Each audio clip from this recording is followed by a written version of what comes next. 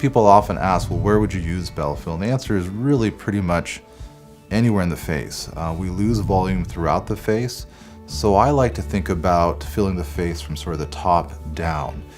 You know, it used to be that when we saw nasolabial folds or marionette lines, we would fill these primarily. That's the first thing we filled, and we focused on that area. The fillers certainly work there, but they end up adding too much weight to this area, which doesn't look natural nor really pleasant. In fact, there's a term called the simian appearance, which is not flattering, but it means monkey-like, and nobody wants to look like a monkey, of course.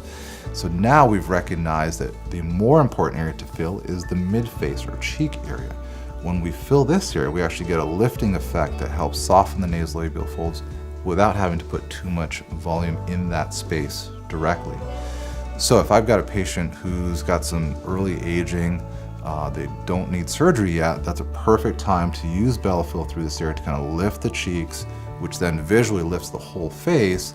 And then if there's still a little bit of a crease through the nasolabial fold or the marionette line, I will then fill that area as well. So that's in general my strategy for using Bellafill and where in the face I might use it.